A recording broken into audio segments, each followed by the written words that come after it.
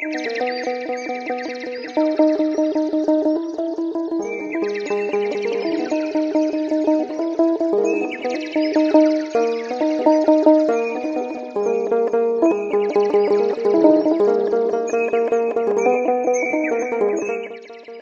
በመቀጠል አሁን የምንሄደው ወደ ስምዖን ገዳም ነው።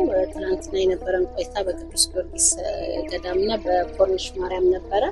ዛሬ ደግሞ ወደ ስምዖን ገዳም በመሄድ የተራራውን መንቀሳቀስ እንዴት ከየትና ወዴት እንደሄደ ተራራውን የምናየው ይሆናል። እንግዲህ ተራራው ከኦልድ ካይሮ ወደዚህ 3 ኪሎ ሜትር ነው የተንቀሳቀሰው። በዛም ቦታ ላይ እንግዲህ የስናፍጭ ቅንጣት ታክል እምነት ቢኖርህ ይሄንን ተራራ ከዚህ ወደዛ ተንቀሳቀሰው ነበር የሚለውን የእግዚአብሔርን ድንቅ ትርጓሜ ያገኘበት ታላቅ ቦታ ነው። ያንን ቦታ ደግሞ ቦታው ላይ ደርሰን በደንብ የምናሳያችሁ ይሆናል። ተከታተሉ።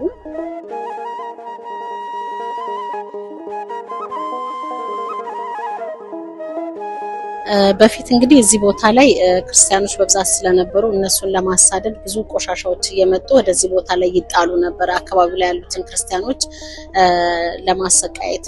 ከዛ በመቀጠል ግን ምንድነው የተደረገው? እዛ አካባቢ ያሉት ክርስቲያኖች ቆሻሻውን ወደ ልማት በመቀየር ሪሳይክል እያደረጉ ወይም ደግሞ ወደ መልሶ ማልማት እየቀየሩት በዛ መተዳደሪያቸው ሆኖ ዛሬ እንደውም ጋርቤጅ ኮሌክተር ወይም ደግሞ ቆሻሻ ሰብሳቢዎች ተብለው ያላቸው የሚጣልባቸው ያነሳቸው ራሳቸው በትልልቅ አይሱዙ ከተማው ላይ ያለውን ቆሻሻ እያመጡ ወደ ምርት እየቀየሩት ኑሯቸውን የሚገፉበት ትልቅ መተዳደሪያቸው ሆኗል። እሱንም በቦታው ላይ እናገኛለን። ወደ ውስጥ በምንገባበት ሰዓት ወደ ዋሻው ግራና ቀኙ በብዙ ቆሻሻ የተከበበ ሆኖ እናገኛለን። ውስጡ ግን እጅግ ንጹህና የሚያምር ትልቅ እና የሚያስደንቅ ዋሻና ትልቅ ገዳም ነው። ግራና ቀኝ እንግዲህ ያሉት ያ መተዳደሪያቸው እሱ ስለሆነ ነው። አሁን ሪሳይክል እያደረጉት ወደ ምርት እየቀየሩት የገቢ መተዳደሪያቸው ሆኖ በከፍተኛ ሁኔታ እየኖሩበት ይገኛል ማለት ነው። ወደ ውስጥ ደግሞ ስንገባ የምናየው ትልቁን ዋሻ እንዴት አድርገው ቆሻሻውን አውጥተውት ገዳሙ እንደገደሙትና ተራራው እንዴት እንደተንቀሳቀሰ ፀሐይም ደግሞ በታች በኩል እንዴት እንደሾለከች እዛ ቦታ ላይ ስንደርስ የምታዩት ነገር ይሆናል። ተከታተሉ።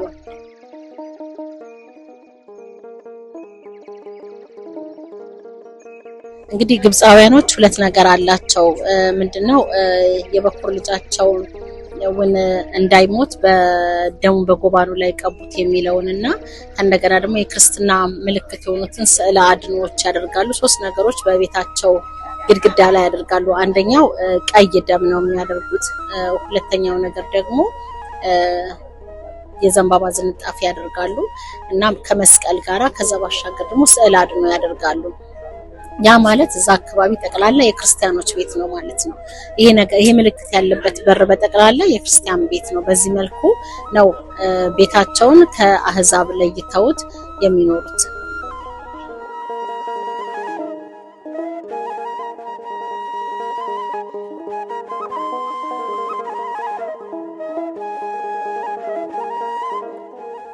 አሁን ያለንበት ቦታ እንግዲህ ስምዖን ገዳም ነው ያለነው። ስምዖን ጫማ ሰፊው ወይም ደግሞ አንድ አይናው ስምዖን ይባላል። እዚህ ቦታ ላይ እንግዲህ ይሄንን ተራራ የቦታው ስም ሙከተም ይባላል። ሙከተም የሚለውን ስያሜ ያገኘው የተቆራረጠ ወይንም የተከትከት የሆነ ቦታ ማለት ነው። እንግዲህ በዛ በስናፍጭ ቅንጣት ታክል እምነት ቢኖርህ ይህን ተራራ ከዚህ ተነስተው ወደዛ ትሄዳለህ የሚለው ቃል የተፈተነበት የመጽሐፍ ቅዱሱ ቃል በትክክል እውነት ነው ወይ የሚለውን በአባ አብርሃም ዘመን የተፈተኑበት ቦታ ነውና እግዚአብሔር ይመስገን። እንግዲህ 41 ጊዜ ክራራይሶ በማለት ይሄንን ቦታ ከ3 ኪሎ ሜትር ወደዚህ እንዲመጣ ሆኗል። ተራራው እንግዲህ ፀሐይ የሾለከችበትና እርስ በርስ የተያዩበት ነው። ይሄንን ቦታ እንግዲህ መተን እንድናይ እግዚአብሔር ይርዳን። እኛም እዚህ ቦታ ላይ ስለተገኘን እጅግ በጣም ደስ ብሎናል። ቦታው እጅግ የሚገርምና የሚያስደንቅ ታሪካዊ ቦታ ነው። እንግዲህ መታችሁ ተመልከቱ እንላለን። በጣም የሚያስገርም ቦታ ነው።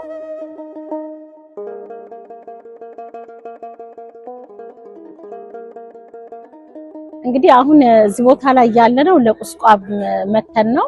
የሚቀጥለው ግን ፕሮግራማችን እንደ እግዚአብሔር ፈቃድ ከጥር 19 እስከ የካቲት 1 ድረስ ለአስተሪዮ ፕሮግራም አዘጋጅተናል። እንግዲህ አሁን ያመለጣችሁ በሚቀጥለው መታችሁ ጎብኙ እንላለን። እጅግ በጣም የሚያምር ቦታ ነው። እንደምትመለከቱት በጣም የሚያስደንቅና የሚያስደምም ቦታ ነው።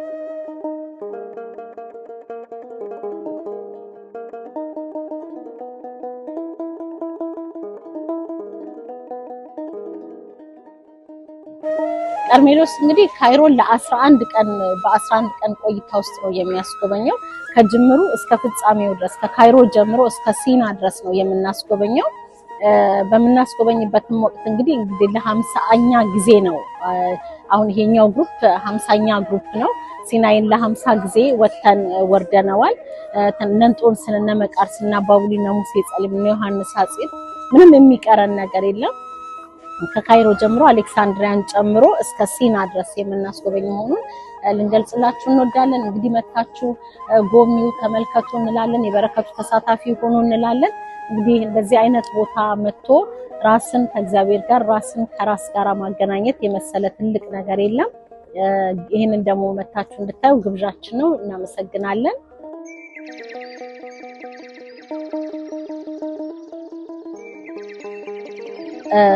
ከዚህ በፊትም ዶክተር ሮዳስ ዩቲዩብ ላይ ይሄንን ነገር በደንብ የምታዩት ይሆናል። አሁንም ደግሞ በተስተካከለ መልኩ የበለጠ በጥሩ ሁኔታ የሚለቀቅ ይሆናል። በቀርሜሎስም ቲክቶክ ገጽ ላይ ወይም ደግሞ በዩቲዩብ ላይም ልታገኙ ትችላላችሁ። እስከዛ ድረስ እግራችሁ መጥቶ ቦታውን እስከሚረግ በዛ ደግሞ ታሪኩን እያያችሁ ጸሎት እንድታደርጉ ቦታው ላይ እንዲያደርሳችሁ መልካም ምኞታችሁ እንዲሆን እንመኛለን ማለት ነው።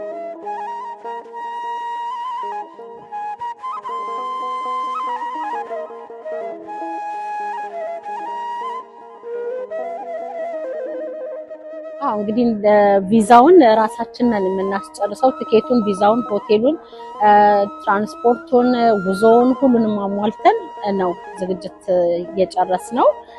በዛ ፕሮሰስ ውስጥ እንግዲህ የእናንተ ድርሻ የሚሆነው ድርጅቱ የሚጠይቃችሁን ነገር በአግባቡና በሰዓቱ አምጥቶ ለድርጅቱ መስጠት ነው።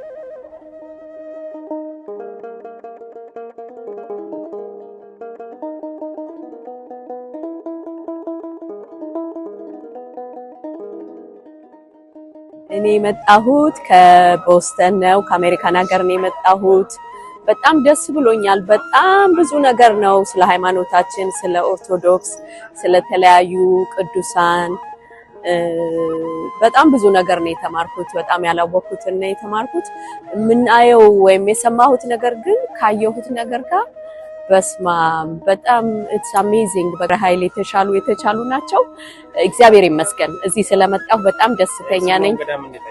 የስምዖን ገዳምማ ኢትስ አንቢሊቨብል በሁለት ነገር፣ አንደኛ እምነታችን በእውነት እግዚአብሔር በእምነት ይህንን እንደሚያደርግ፣ በእምነት ተራራ እንደሚቦረቡር እንደሚፈራፈር፣ በቃ እምነቴን እንዳጠነክር የተማርኩበት ነገር ነው። እግዚአብሔር ይርዳን። ቴንክ ዩ ሶ ማች ለመርቆሪዎስ።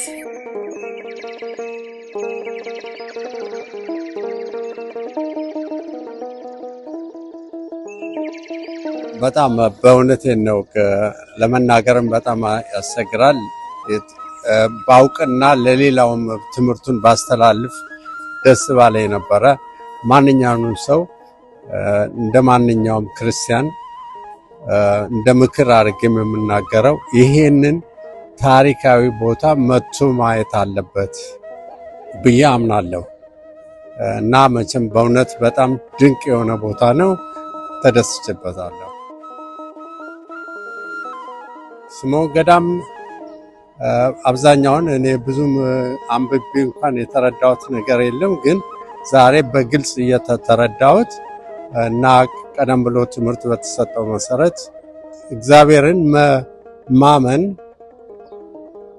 ምን እንደሚያደርግ፣ በስምዖን ምን እንደደረሰ፣ በእምነቱ የት እንደደረሰ የተማርኩበት ቦታ ነው። በጣም ደስ የሚል ታሪካዊ ቦታ ነው። እስካሁን ባየነው እንግዲህ ተደስተናል። በእውነት ትልቅ ስራ ነው የምትሰሩት። ይህንን ለኢትዮጵያኖችም ለሌላም ክርስቲያን ለሆኑ ሰዎች ይህን የመሳሰሉ ነገሮች እያመጣችሁ እየጋበዛችሁ ይህንን በማድረጋችሁ መቼም ትልቅ ስራ ነው። ቀጥሉበት። እግዚአብሔር ይስጥልን። እናመሰግናለን።